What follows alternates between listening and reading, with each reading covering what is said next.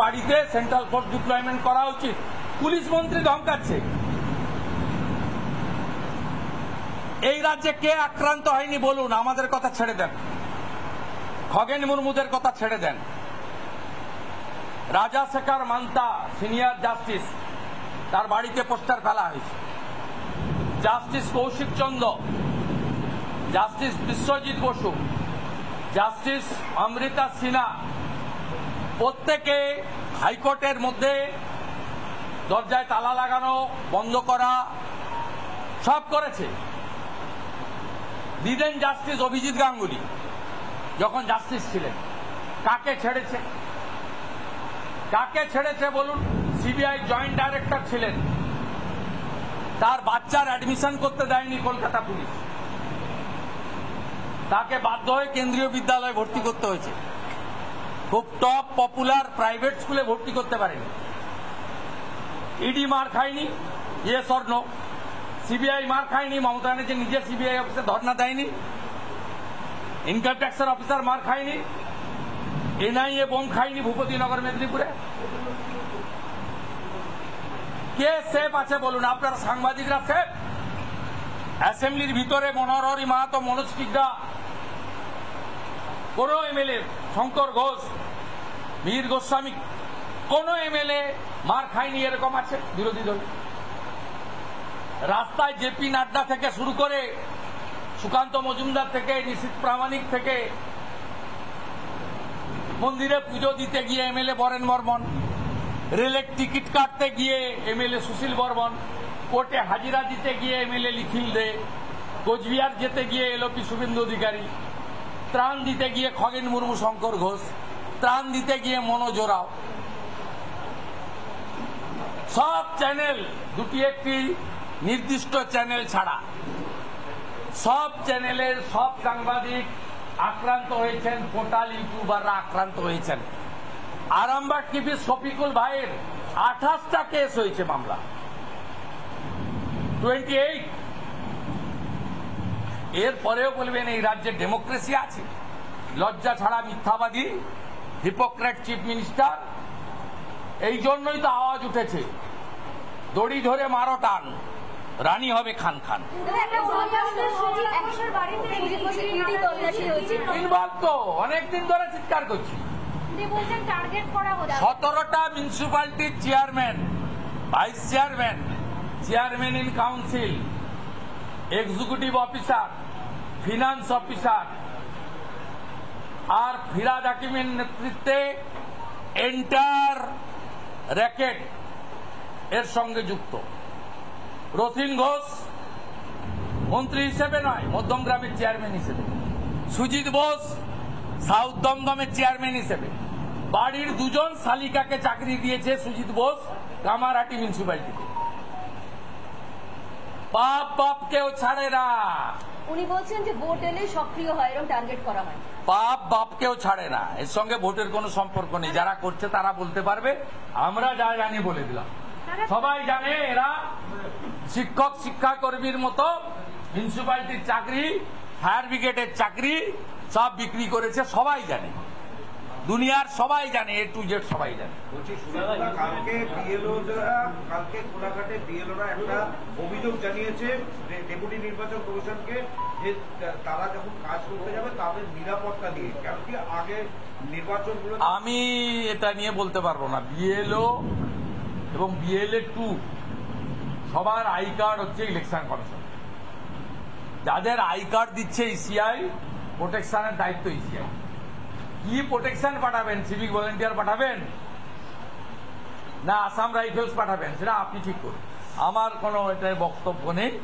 আমি শুধু একটা কথা বলতে পারি, হায়ার জুডিশিয়ারি থেকে, ব্যুরোক্রেসি থেকে, সাংবাদিক থেকে, পলিটিক্যাল পার্টির লোক, পাবলিক রিপ্রেজেন্টেটিভ, শিডিউল ট্রাইব এবং সবাই, কেউ সেফ নয় এই বাংলায়। যে আঙুল তুলবে রানীর বিরুদ্ধে। ত্রাণ নিয়েও কি মিথ্যাচার হচ্ছে? কারণ মমতা বন্দ্যোপাধ্যায় বলছেন ত্রাণ দেওয়া হয়েছে, কিন্তু আমরা দেখছি বিক্ষোভ ত্রাণ নিয়ে। উত্তরবঙ্গের ত্রাণ নিয়েও কি মিথ্যাচার? আমরা গেছিলাম, এলাকায় পৌঁছাইনি ত্রাণ। ত্রাণ তৃণমূলের ত্রাণ সোশ্যাল মিডিয়াতে আছে। আইপ্যাকে আছে, আর কি কি সব আছে ওদের, বাংলার গর্ত না গর্ব, ওইসব জায়গায় আছে, আর কোথাও না। देखिए कल ममता बनर्जी ने स्टेट सेक्रेटेरिएट से सीधा अटैक किया इलेक्शन कमीशन का, सीओ को अटैक किया, सीओ को।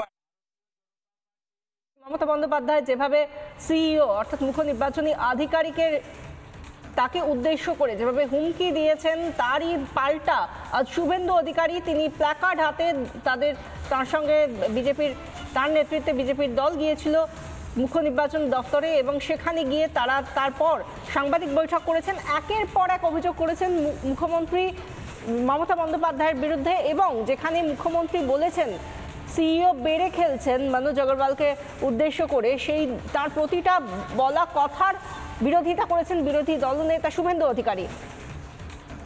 মমতা যে ভাষা ব্যবহার করছেন সেটা কোনো রাজনীতির ভাষা নয়, প্রশাসনের ভাষা নয়, তিনি গুন্ডাদের ভাষা ব্যবহার করছেন বলে অভিযোগ করেছেন শুভেন্দু অধিকারী।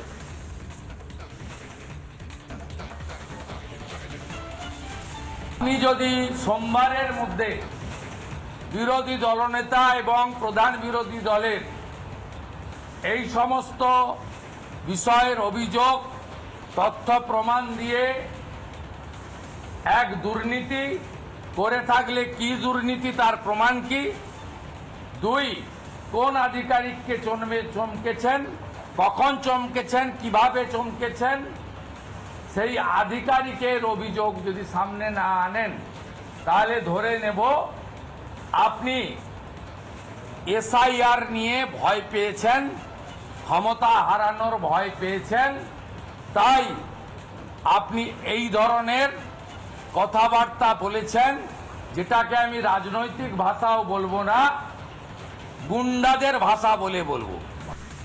মুখ্য নির্বাচনী আধিকারিককে নালিশ করেছেন শুভেন্দু অধিকারী। নালিশ জানাতে আজ কমিশনে যান শুভেন্দু অধিকারী। শুভেন্দুর সঙ্গে অসীম সরকার, বঙ্কিম ঘোষরাও রয়েছেন এবং মুখ্যমন্ত্রী গুন্ডাদের ভাষা বলেছেন বলে অভিযোগ করলেন শুভেন্দু। সোমবারের মধ্যে যে দুর্নীতি নিয়ে কথা বলছেন মুখ্যমন্ত্রী, তার সাপেক্ষে যাতে প্রমাণ দিতে পারেন, আর যদি না দেন তাহলে তার বিরুদ্ধেও কেন পদক্ষেপ নয় সেই প্রশ্নও করেছেন বিরোধী দলনেতা শুভেন্দু অধিকারী। আমরা ইলেকশন কমিশনারকে একটা ওনাদের 3 অক্টোবরের যে guideline appointment of ERO and এইআরও, আমরা ভাইলেশন লিস্টও জমা দিয়েছি, যেখানে তিনি বলছেন যে দুর্নীতি হয়েছে, দুর্নীতির কথা বলেছেন, দুর্নীতির অভিযোগ করেছেন। গতকাল নবান্নে সাংবাদিক বৈঠক করে মুখ্যমন্ত্রী মমতা বন্দ্যোপাধ্যায় মনোজ আগরওয়ালের বিরুদ্ধে সেই অভিযোগ করেছেন যে তিনি নাকি অনেক দুর্নীতির সঙ্গে জড়িত, পরে সেই সংক্রান্ত যা তালিকা সেগুলো তারা নাকি প্রকাশ করবেন। শুভেন্দু অধিকারী পাল্টা বলছেন বিভিন্ন ক্ষেত্রে বিএলও থেকে শুরু করে অন্যান্য আধিকারিকদের নিয়োগের ক্ষেত্রে এই সরকার, মমতা বন্দ্যোপাধ্যায়ের নেতৃত্বাধীন সরকার দুর্নীতি করেছে সেই অভিযোগ করেছেন তিনি। এবং একের পর এক সারদা থেকে শুরু করে মেট্রো রেল থেকে শুরু করে একের পর এক দুর্নীতি যা রাজ্যে হয়েছে, সেই সমস্ত ক্ষেত্রে কিভাবে রাজ্যের বিভিন্ন অংশ প্রশাসন কিভাবে জড়িত তার অভিযোগও করেছেন শুভেন্দু অধিকারী।